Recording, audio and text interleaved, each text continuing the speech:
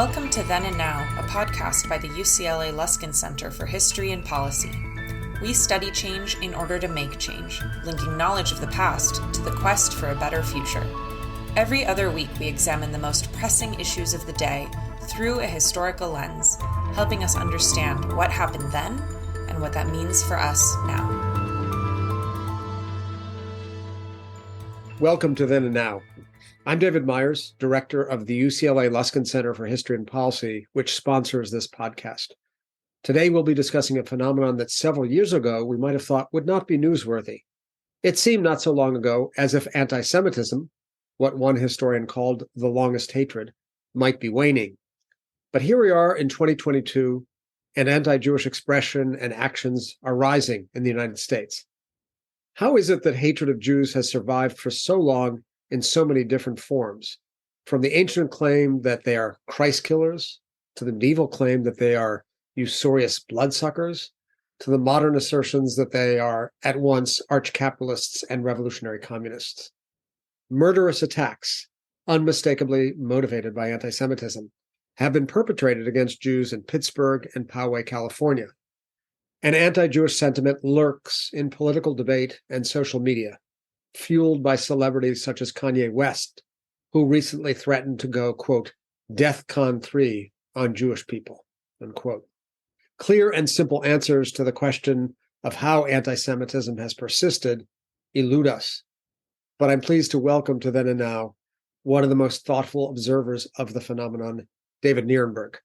David is a distinguished medieval historian who is the 10th director of the Institute for Advanced Study at Princeton, where he also serves as Leon Levy professor. He came to the Institute from the University of Chicago, where he served in a variety of key administrative roles, including as Dean of the Social Sciences, Executive Vice Provost, and Interim Dean of the Divinity School. He has written widely and in quite diverse ways about enmity towards Jews. His first book, Communities of Violence from 1996, resisted the impulse to understand constitutive acts of violence in local context as part of a larger millennial story of anti-Semitism.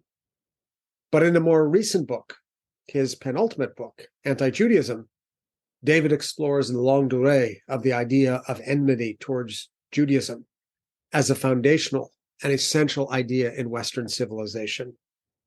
That 2013 book has been hailed as one of the most important pieces of humanities scholarship to appear in many years. And so, as we grapple with the strange persistence of anti-Semitism today, we're fortunate to have with us David Nirenberg. Welcome, David. Thanks, David. It's such a pleasure to be here with you. You wrote a big book on anti-Judaism, and the question is why? And as you go about answering that, could you explain why you didn't write a history of anti-Semitism? You know, when I started to write that book on anti-Judaism in 2001, it really was a question of why. Everybody asked me. I couldn't find a publisher. They said, why would we publish a book on this subject? The real problem is anti-this or anti-that, but not anti-Judaism or anti-Semitism. I felt that in 2001 that I was watching my world find anti-Judaism a newly satisfactory way of explaining the challenges the world was facing. Think 9/11. I mean, I really thought I need to write this book because of reactions to 9/11 and the way in which thinking about Jews and Judaism became so central to how so many of my fellow citizens were making sense of the rearranged world, the new dangers they perceived in the world. And it just seemed to me that needed explanation. How can thinking about Judaism be so useful to so many people to make sense of their changing world? And I wrote I think at the very end of the book, I say, or maybe it's at the very beginning, I can't even remember now, I say that a historian has to be a bit of a prophet in deciding what subject they want to take on, that you take on subjects that you think are going to be of immediacy, of need to the society you're writing for, and that historians can be wrong in the prophecy that they make. It could well have been that when I set out to write this book and I dedicated 10 years of my life to it, it would be the wrong topic. And that today we wouldn't be sitting here talking about it as a relevant topic at all. I think, unfortunately, I think I was right about feeling in 2001 all the way to 2013 when the book appeared, that there really was new utility to thinking about Judaism in the world, and that new utility was dangerous, and that I was right to try to deploy the resources of history to explain to the world why they were beginning to think again about Judaism and why that thinking was dangerous. You ask about why anti-Judaism and not anti-Semitism, and the truth is, I can't really remember all the background behind that choice, except to say that I think anti-Semitism is far narrower than the topic I was interested in. And I think the word anti-Semitism itself is quite misleading and in some ways exhausted. It's a relic of a different age. It's a relic of an age when we thought we knew the phenomenon we were talking about, that had emerged from World War II or before, and that we thought we were really talking about a hatred, prejudice towards an ethnicity or a race, towards a people. And what I wanted to show in Anti-Judaism is that Anti-Judaism is much more than that. It has always been about much more than that. It's been a way of thinking about the world, a way of thinking about what the dangers are in the world and how best to overcome those dangers. And to put it in terms of anti-Semitism narrows down so much the power of this discourse, the power of these ways of thinking, that it doesn't help us understand why it's so enduring, why it can take so many new forms, why every age puts it to new uses. And, you write a big book, 600 plus pages on anti-Judaism, and it, in a certain sense, seems to call out for a structural explanation of the role of the Jew in society, the Jew as classic scapegoat. Is anti-Judaism a story of the structural function of the Jew as a scapegoat in society over time? I think that the problem with the word scapegoat, and I guess I can't really understand scapegoat and structural in the same sentence. Scapegoat is so general, and it doesn't give any attempt to explain why a particular type of figure plays the role of the scapegoat, unless you want to think about goats and the structural role of goats in a Levi-Straussian analysis of animality in the world. The question that interested me is why Jews and Judaism, because it doesn't require real Jews. Anti-Judaism doesn't require real Jews. Muslims have often been cast as Jews. In the societies I study in late medieval and early modern Spain, Muslims were cast as Jews, and they were attacked as Jews, and they were expelled from Spain as Jews. So it doesn't require real Jews. The question for me is why thinking about Judaism has been so useful in so many different societies. And there, I think, it's fair to call it structural in the sense that I'm trying to suggest, and here's where history really matters. I'm trying to suggest that in certain histories, thinking about Judaism becomes a way in which you think about what are the dangers and evils that are assailing the world, often hidden evils, and how do you best overcome them? And when I say certain histories and certain cultures, I mean specifically Christian culture and Islamic culture. Those are two worlds in which thinking about Judaism became very early on a way of thinking about what's wrong with the world. Why isn't the good recognized? Why doesn't the good triumph? Who are the enemies of the good? How do we overcome them? And those enemies were often imagined in those histories, early Christianity, early Islam, as Jewish enemies, figures of Judaism. So in that sense, it becomes structural because it's not that any scapegoat will do. It's that these are scapegoats or figures to think with that are authorized by the most important teachers and texts of the early traditions, early Christianity, early Islam.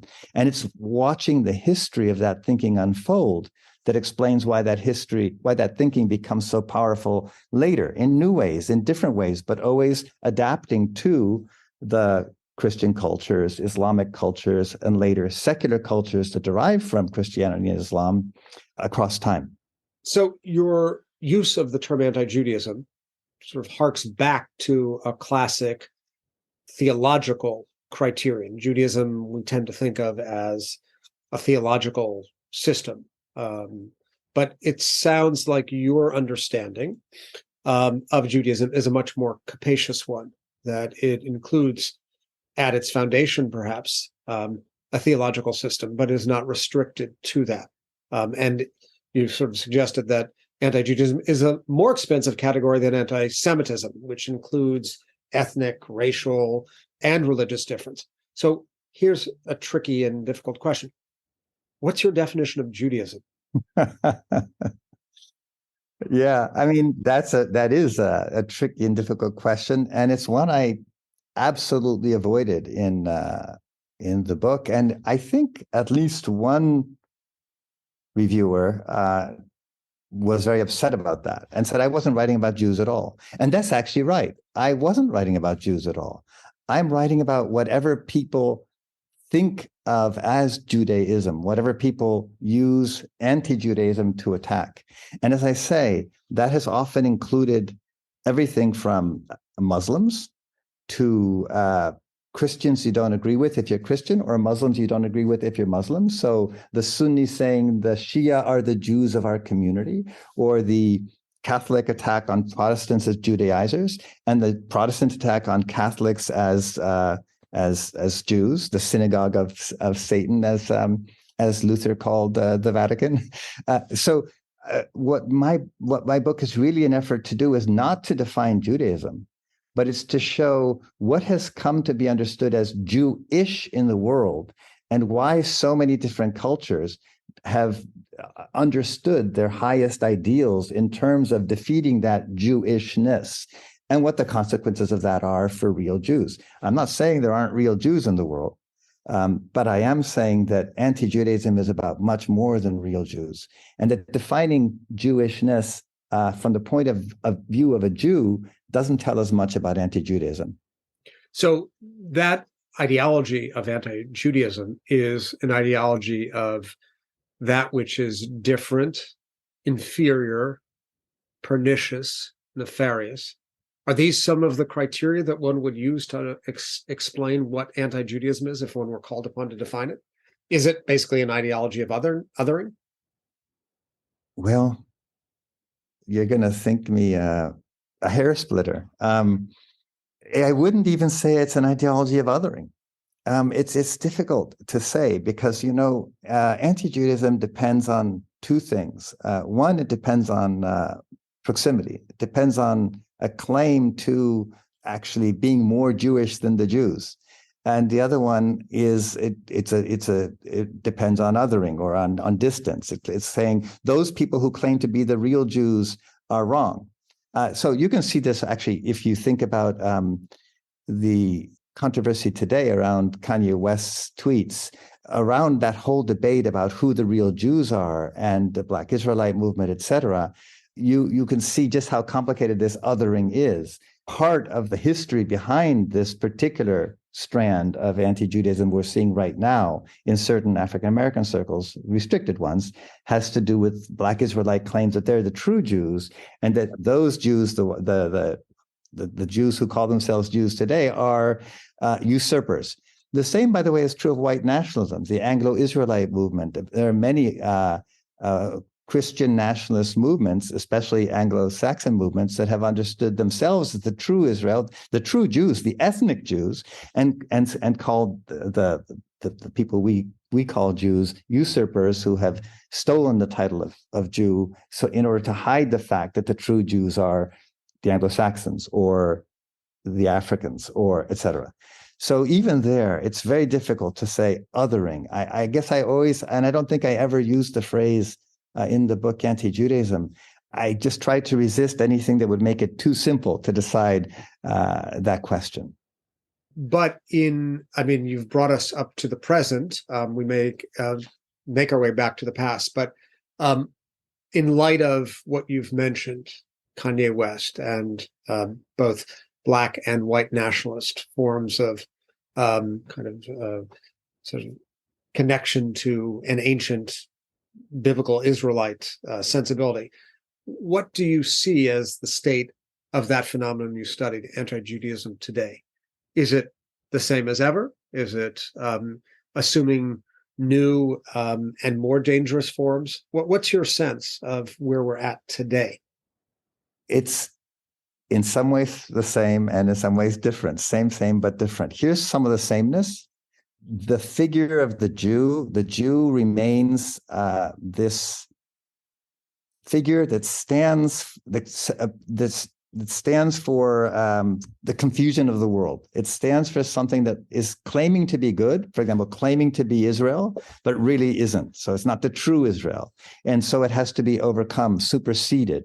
In that sense, the same kinds of arguments you see in early Christianity about the Pharisees who are hiding the real truth. The same arguments you see in early Islam about the Jews and the hypocrites who are hiding the real truth and who are fighting the real truth and who need to be defeated in order for the real truth to come out. That logic is not different, or is not that different from the logic of conspiracy theories today about people who are claiming to be victims but are actually the causes of the degeneracy of our society, et cetera. So in that sense, I think there's a real relationship between, say, supersessionist ideas that animated ancient anti-Judaism and conspiratorial ideas, anti-Jewish ideas today. Of course, they're very, very different in many ways as well.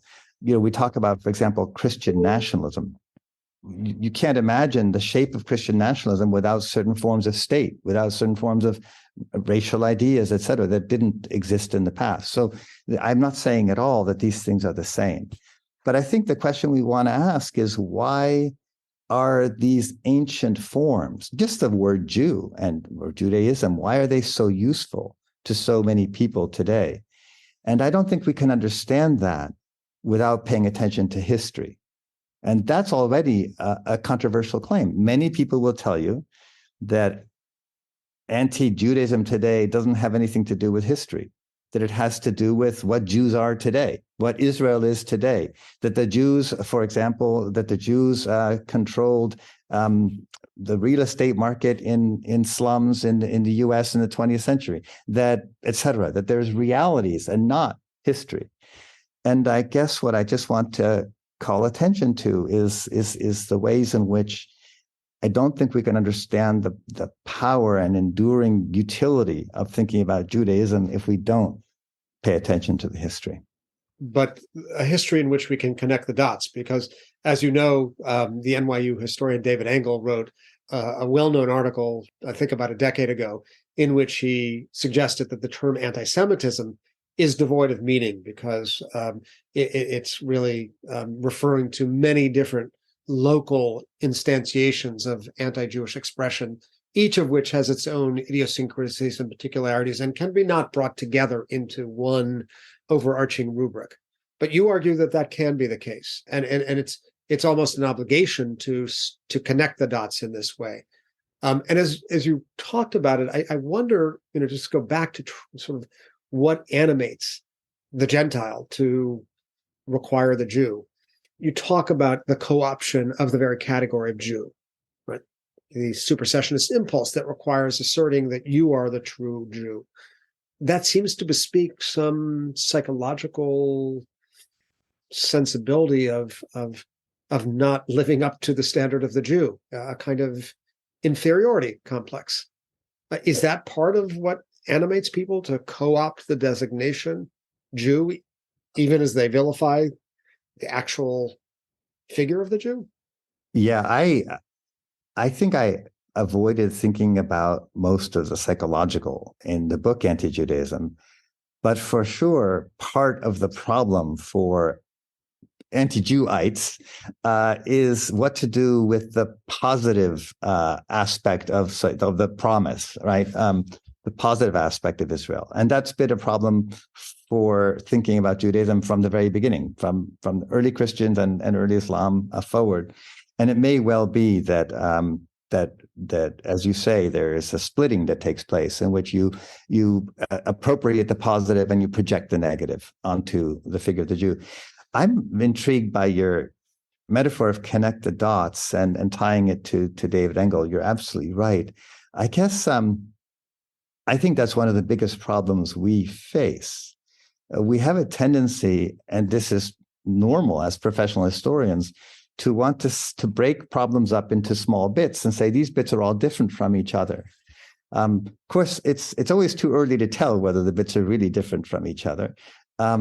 and whether this bit of the accusation, say, in our contemporary society, when someone says, I'm not an anti-Semite, I'm anti this. This is the aspect of what, say, this Jewish community is doing that I'm against. Does that have anything to do with something else over there, another dot? And I think we who have grown up in a very protected space, I think someone called us the spoiled brats of American Judaism, people in our generation, David, yours and mine, who grew up after World War II, but before this kind of new wave of anti-Semitism that we are attending to. The spoiled brats have a tendency to split and say, well, and the question really is, how can we tell? I think this has always been a debate, at least since we have modern historical techniques. Certainly in the early 20th century, Jewish intelligentsia were doing exactly what we're doing now. We're debating, are these related phenomena? I think of Hannah Arendt's debates in the early 1930s about whether the history of anti-Semitism has anything to say to what she was seeing, etc. So I think the question of whether these things can be aggregated, what relationship they have to each other, that itself is a question that is pregnant with the future. And it requires a prophet to say, it's an act of prophecy to say these things are not connected or they are connected. And I think what we're discussing right now, the reason you're having this podcast is because we're in a moment of doubt about what's related to what. But what do you think the lesson learned from the meditations of Arendt and others in the 30s? What did they get right or what didn't they get right? Is there some takeaway that we should be advised to absorb in our own work? Well, I think what they got right, they got a lot right. And in particular, I think Arendt's insistence that we have to look at how ideologies make sense in order to understand how they move people is really powerful. I think one thing that they might have, I'm not saying gotten wrong, but over inclined us toward, is that for very good reasons, they were very much focused on the critique of power, for very good reasons, as I say. And in fact, our entire critical enterprise, yours and mine, and many others, is very much focused on the critique of power. But when it comes to the question of prejudice, that makes it very hard to even think about the possibility that critiques of the power of people who are relatively powerful within a system can be deeply prejudiced. And specifically that critiques of Jews or Judaism, precisely because it seems as if in the state of Israel, for example, Jews certainly have more power than the Palestinians they oppress. And in the US, Jews are generally part of the more affluent rather than the least affluent classes. That we can't be speaking of prejudice or racism when talking about such groups. So I think that the critical emphasis, very powerful as it is, has made it harder for us to find any critical purchase on anti-Judaism. I want to sort of go back to something you just mentioned in passing. You mentioned Israel and the Palestinians, but I'm interested in the discourse around Israel. What part do you think that plays in the new iterations of anti-Judaism that we see today? Well, I think the discourse about Israel plays a huge part. And it's what, in a way, makes the question of can we connect the dots, or are we talking about the real or the discursive, so difficult to answer. But there have always been such discourses, I want to stress. There's never been a moment in which anti-Semitism has been exploding, in which there hasn't been a discourse of the real people could point to and say, this is the real issue. And in Hannah Arendt's day, it was capitalism. And today, and the role of Judaism in capitalism, and Marxism, and the role of Judaism in Marxism. And today it's Israel. So I think absolutely it's real. It's the way in which thinking about Judaism in the world today can justify itself as a rational preoccupation in the world. I think the question for a student of anti-Judaism is, how can one tell if it is a rational preoccupation, right? And there, again, it really depends on who we're talking about. So I think it makes utter sense for a Palestinian to be thinking about the conditions of their existence very much in terms of Israel. The question of why so much of the rest of the world does or has come to, that's the question that there's lots of ways of getting at, but that is really hard to pull apart. Okay, well, we're not going to resolve that question fully, but I do want to ask about another factor that seems to be a force multiplier of the expression of anti-Judaism, and that is the internet and social media. And you've spent some time thinking about that entity and its place in the story. So how are we to think about social media and the internet as remedies to the problem, as chief causal factors in new anti-Judaism? I think it's first, if I can make a really eggheady statement, one of the ways in which thinking about Judaism has been so important in the world since early Christianity is in thinking about media. Early Christianity already presents the Jews as basically distorting media, right? They focus on the letter. They read it wrong. What Jesus calls the yeast of the Pharisees, and Paul then talks about, is their misunderstanding and misuse of language to communicate. And so one of the amazing things that one sees across the history of anti-Judaism is the way in which every mediatic transformation, every technological transformation of media is thought of in terms of Judaism and revolutionizes the possibilities of anti-Judaism, whether it be the printing press and Simon of Trent, or the. Right, you make this point in your review of Magda Tetter's book, right. in The Nation. She talks about sort of pre-modern strategic communications as a central part of anti-Judaism. Exactly.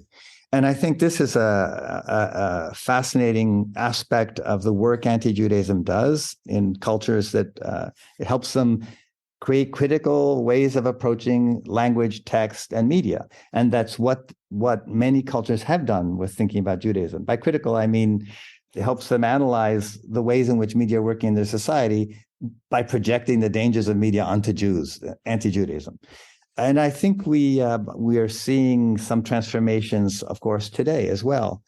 I had a conversation with David Axelrod and Elie Wiesel once. This was years ago, obviously. And I asked them, I pointed out that Heidegger had talked about the effects of radio on society and on communication. And I suggested that every mediatic revolution can have really a powerful impact on politics and on Jews. And I asked them if they had any thoughts about the future. And David Axelrod, who is, as I recall, what he said was, it's terrifying. We know there will be vast consequences. We don't know what they'll be. And I think that was maybe 10 years ago. And what we've been seeing is very much an unwinding, a kind of development of those consequences. And we're going to see more. You ask a practical question: is it the cause or the antidote? So far, it's proven to be. It seems to me that the balance is more. It's the cause. Antidote. I mean, it's very hard. I think all of us are imagining projects by which we could try, in some way, intervene in the mediatic world to try address prejudice. Not only prejudice against Jews, other forms of hate. The internet is full of hate against many groups, and I think it's proving very, very hard to do. Now, it's proving hard to do in the case of many, many different kinds of hate. In the case of Jews, I think it's proving hard to do, partly because I just don't think that either the power of likes, the power of clicks, is on the side of Judaism, or the zeitgeist, the critical zeitgeist of the moment. But one really crude way of putting it is that Kanye West has more followers than there are Jews in the world. I think. How to intervene is a really hard question. Yeah, well, it's in some sense about the algorithm and a numbers game, as you're suggesting. But I want to ask you a final question that brings us back to something you've talked about at various points in time, and that is the role of history. We're historians, you and I, and the Luskin Center for History and Policy is very much interested in bringing historical depth to add perspective on questions of great contemporary relevance.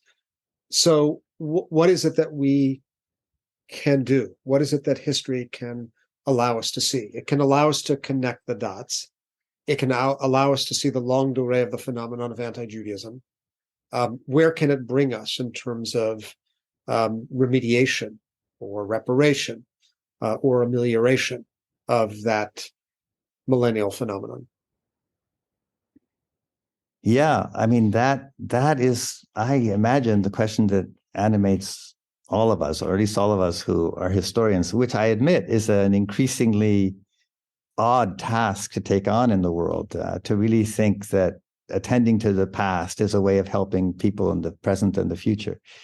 But I guess in this sense, I'm a Foucaultian or a psychoanalyst or something. I mean, I do believe that we are, to some degree, prisoners of our certainties, prisoners of our habits of thought, prisoners of our convictions. The things we've come to believe are obvious, the facts we've come to believe about the world, the familiar, and that the only way we stop being prisoners of those facts is by making them, I think Foucault would have said, more fragile, or he might have said by learning from the past just how unobvious many of these ideas are. Our story is a story that recurs, and it adds an air of expectation that also next year anti-Judaism will be there. Well, those are the two sides to it, right? One is to say, let's see the pre in our prejudgment. Prejudice just means prejudgment, right? And the categories of thought we bring to the world, let's use history to try and understand the prejudices within them so that we can become critical of them. That's one aspect. And it's important if we want to connect the dots. For example, just to go back to the question of Israel, if you start to think that there's any disproportionality in the role Israel plays in our thinking, then you want to use history to try and understand how that came about and how one can detect it in oneself. And conversely, to the degree that history allows us to say, well, this isn't actually so new, so factual, so much of my moment as I thought it was, how do I make sense of the fact that what I'm thinking and doing looks a lot like what people have thought and done in the past? It could help us in that way too. So I guess those are the two gestures. One gesture would be by trying to take our certainties and estrange us from them. And the other gesture would be to say, hey, look how familiar these certainties look with certainties from the past that we've already learned to say were horrible mistakes, horrible wrong turns in human ethics and human thought. Well, on another occasion, I would love to play out those two gestures as they relate to the function of the historian. But for now, we have to bid farewell to my good friend, Professor David Nirenberg, Director of the Institute for Advanced Study at Princeton. Thank you, David, for making time out of your busy schedule to be with us. Thanks, David. It was a pleasure. Thank you for listening to Then and Now, a podcast by the UCLA Luskin Center for History and Policy. You can learn more about our work or share your thoughts with us at our website, luskincenter.history.ucla.edu. Our show is produced by David Myers, with original music by Daniel Reichman. Special thanks to the UCLA History Department for its support, and thanks to you for listening.